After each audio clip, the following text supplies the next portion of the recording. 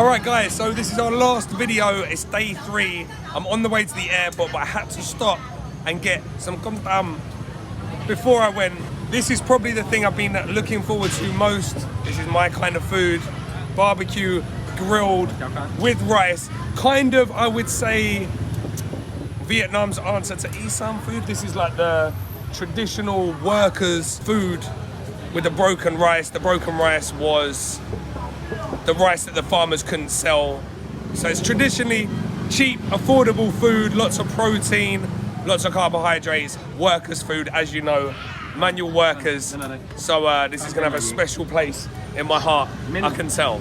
Nearly 3 years to the day since my last visit, I am finally back on the streets of Saigon. I've been to this busy, bustling, food-packed city more than any other in Asia. There's something about the culture, the people, and the food that just has me coming back time after time. Just like where I live in Bangkok, the food is so ingrained in the culture here. It is everywhere, so I've come back armed with an empty stomach, a thirst for knowledge, and the best Vietnam food YouTuber money can buy. So join us as we eat our way through Saigon.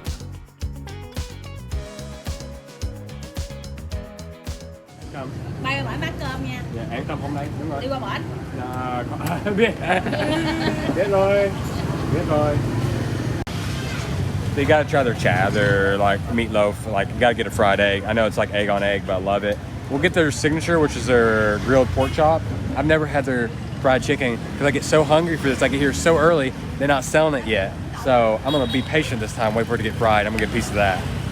But yeah, so here they specialize in the pork chop and the fried chicken. It's all the side dishes as well, so you can pick, you can have so much different stuff. You can have the runny fried egg, you can get it with the shredded boiled pork fat, you can get it with that steamed egg cake, you can get it with the shao mai, which is the pork meatball, and that's got an egg wrapped in it. You've got your salad, you've got this other dish with like pork belly and eggs, you've got loads of stuff. That scallion oil here, the spring onion oil is just unbelievable. Every single dish I've had it on, I've enjoyed. The pickled vegetables, this is just a great dish, and it's one of them where each different shop in Saigon will do a couple of different things different, so you can go and check each one out and decide which one's your favorite.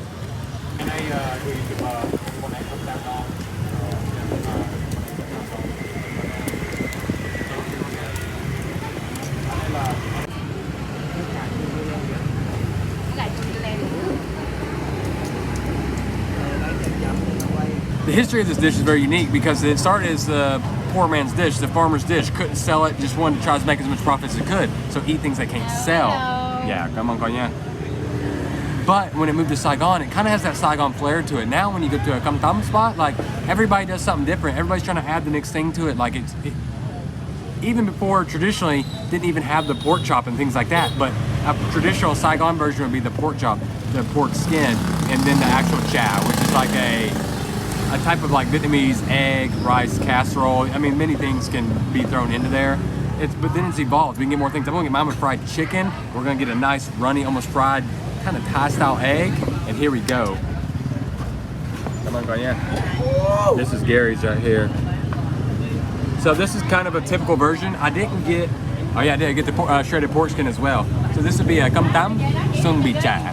So very traditional. We got actual fried scallions and oil. Got pork belly fat on top. You see that beautiful grilled caramelized pork chop on top. The fried runny egg. The reason I love it here is I think the Thai people, they do a great fried egg.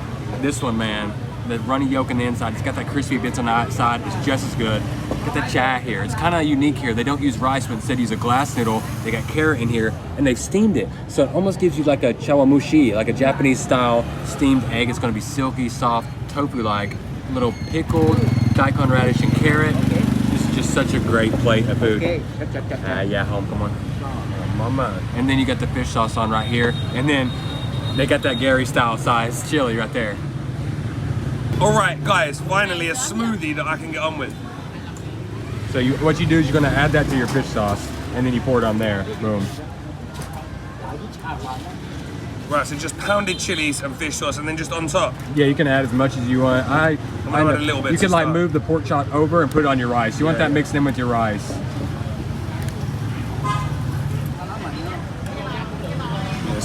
It's gummy, crispy on the outside, gummy runny yolk. I'm gonna try that first actually.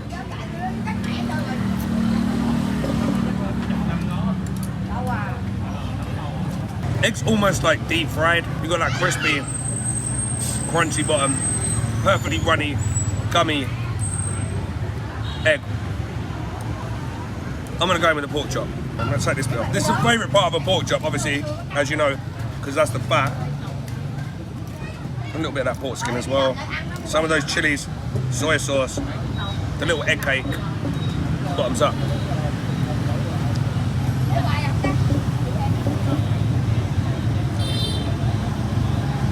Man, so much flavour on that pork chop. We've got garlic, lemongrass, soy sauce and fish sauce. It's just a salty, sweet, smoky, crispy pork chop. You've even got like the flat bits on it. We don't get this in Thailand. See, in Thailand they'll cut all this off with scissors, but obviously being English, I still do miss a good barbecued piece of pork.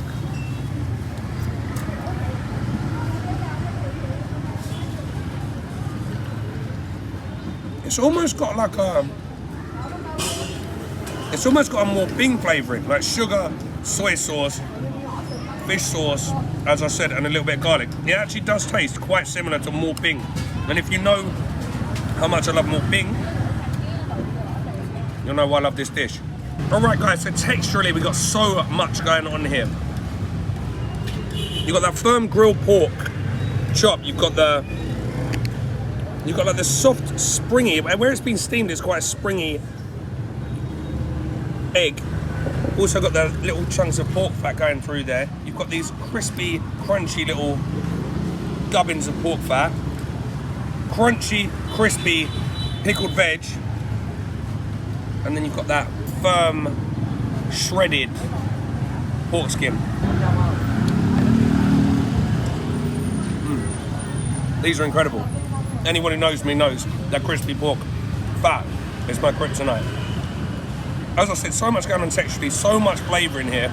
I think the words I would use to describe this is honest, hard-working food. Like, back when I was painting and decorating, back when I was painting houses manually for a living, hard day, hard 12-hour manual shift, I'm coming home, and this is the sort of thing I'd want to eat. Crack open a cold beer, big plate of Cơm Tấm. I can definitely see the appeal.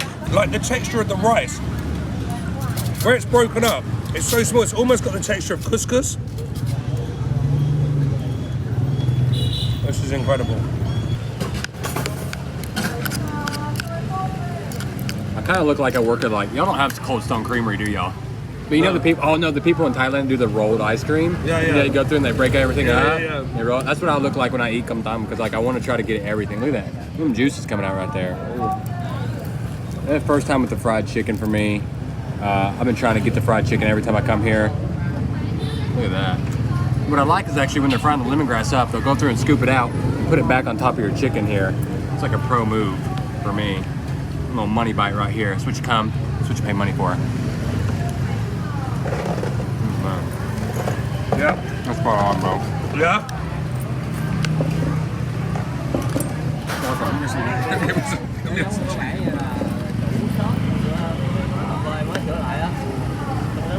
Use that piece right there. Take that right there. Fuck, it's so hot. Ow. Sorry. I was quite happy with my pork, but that's good stuff.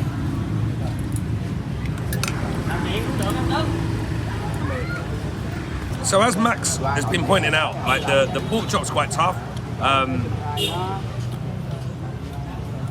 this seems to be a common theme. Like the bun tip we had yesterday was quite tough as well. But I was saying to Max, like being British, I actually don't mind it because I grew up eating tough pork chops. Because they're using the loin chop here, so there's not much fat on it apart from the little bit of fat around the outside, so it's just a lean cut of meat. So it's never going to be like as melt in your mouth as like a fatty piece of pork shoulder, for instance. So if I lived here full time, I could definitely see me eating this once or twice a week. This would be like my go-to, not necessarily here, because as Max told me, like there's so much Cơm Tấm in Saigon, like you could never pick like a top 10. You just got to pick which one works for you. But this would be like my little staple rice dish. Yeah, I could see me eating this a lot. All right, I've got to get to the airport, guys. So that is about it from me this time in Saigon. Thank you so much, Max. I've had such a pleasure. For whatever reason, you're not following Max McFarlane, make sure you get over there. I'm going to leave links to all this stuff in the description box below. Don't miss the video we went and did at the Bun Bar. It was absolutely epic. Max done a really good video there, so check that out. I have absolutely loved Saigon. I forgot how much I loved it. I will be back. Let me know in the comment section below if there's anywhere you'd like me to go other than Saigon. For now, guys, I will see you back in Bangkok, I guess. I've got a night flight, so I won't be landing for another couple of hours. I will see you all safe and sound back in Bangkok. Mwah.